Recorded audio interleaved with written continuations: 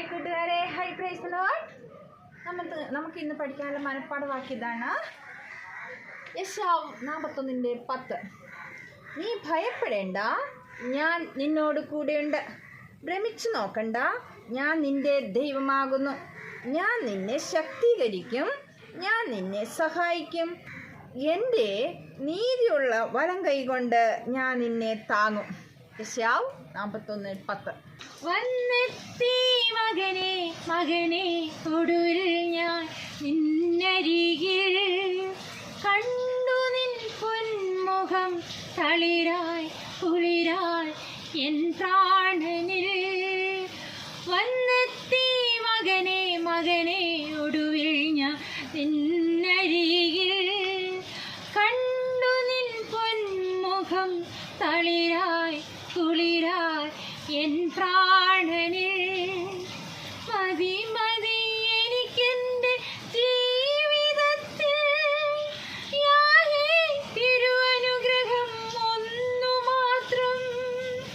മതി മതി എനിക്കെൻ്റെ ജീവിതത്തിൽ യാഹേ തിരുവനുഗ്രഹം ഒന്നു മാത്രം. യാഹേ തിരുവനുഗ്രഹം ഒന്നു മാത്രം. വന്നെത്തി മകനെ മകനെ, ഒടുവിൽ ഞാൻ നിന്നരികിൽ.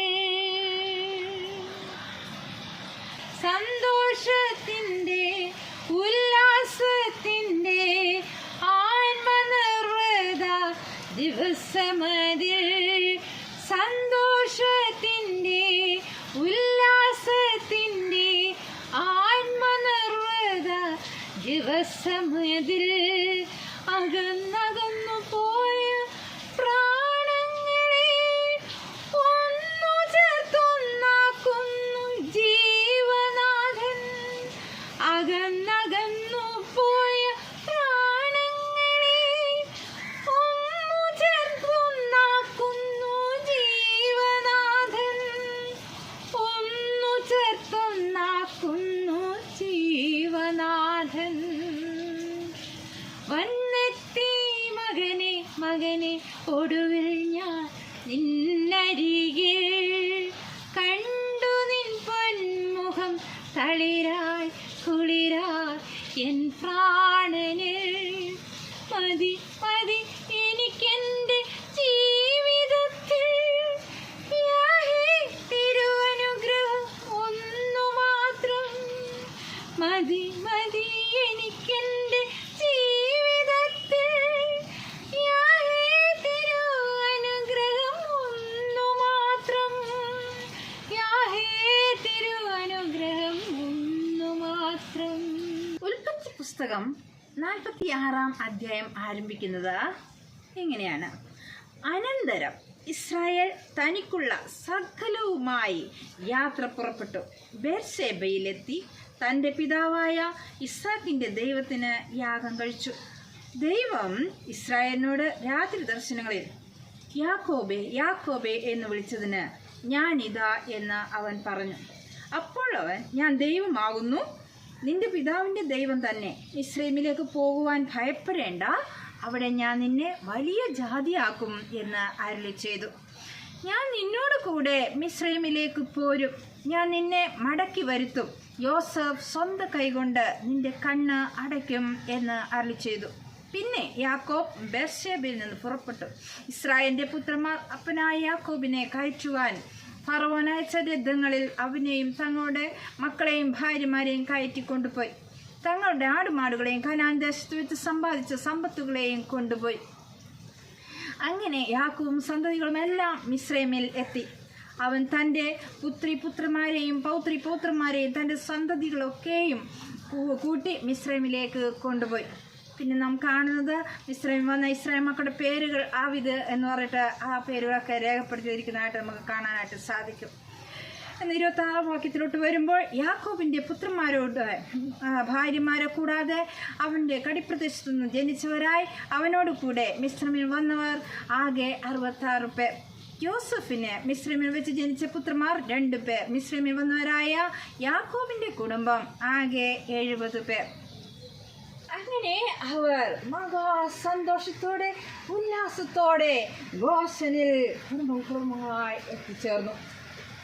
നോക്കുക, മനോഹരമായ പ്രത്യാശയുടെ സന്തോഷത്തിൻ്റെയും ഒരു യാത്രയായിരുന്നു അത്. അതിനുശേഷം നമുക്കറിയാം ഗോശനിലേക്കുള്ള ആ വഴി, അതായത് അവരെ കാണിക്കേണ്ടതിന് യഹൂദയെ യോസഫ് മുമ്പിട്ട് അയക്കുന്നുണ്ട്. എന്നാൽ യോസഫ് രഥം കെട്ടിച്ച് അപ്പനായ ഇസ്രായേലിനെ എതിരേൽപ്പാനായിട്ട് ഗോശനിലേക്ക് പോയി. അങ്ങനെ പിതാവിനെ കണ്ടപ്പോൾ കെട്ടിപ്പിടിച്ച് ഏറെ നേരം കരഞ്ഞു. ഇസ്രായേൽ യോസഫിനോട്, നിന്റെ മുഖം കാണുമെന്ന് ഞാൻ വിചാരിച്ചില്ല, എന്നാൽ ദൈവം നിന്റെ മുഖം കാണുമാറാക്കിയതുകൊണ്ട് എനിക്കിനി മരിച്ചാലും വേണ്ടതില്ല എന്ന് പറഞ്ഞ് അവർ കുറേ നേരം കെട്ടിപ്പിടിച്ച് കരഞ്ഞു. നമുക്കറിയാം, യോസഫ് 17 വയസ്സുള്ളപ്പോഴാണ് പിതാവിൽ നിന്നും അകന്നു പോയത്, കാണാതായി പോയത് അല്ലേ. പിന്നീട് നമുക്ക് 30-ാം വയസ്സിലാണ് മന്ത്രിസ്ഥാനത്ത് എത്തുന്നത്. അതിനുശേഷം 7 വർഷത്തെ പുഷ്ടിയുള്ള നാളുകൾ കഴിഞ്ഞു. പിന്നെയും ക്ഷാമകാലം 2 വർഷം കൂടെ കഴിഞ്ഞിരിക്കുകയാണ്. അങ്ങനെ ഒരു വർഷങ്ങളായി നമ്മുടെ യോസഫും തൻ്റെ പിതാവിനും തമ്മിലുള്ള ആ കൂടിക്കാഴ്ചയാണ്, അതിനുശേഷമുള്ള കൂടിക്കാഴ്ചയാണ് നമ്മളിവിടെ കാണുന്നത്.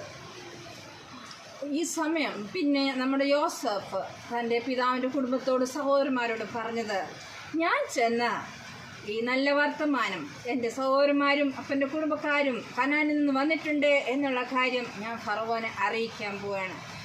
അറിയിക്കുമ്പോൾ ഞാൻ പറയും, അവരുടെ തൊഴിൽ അവരാട്ടിടയന്മാരാകുന്നു,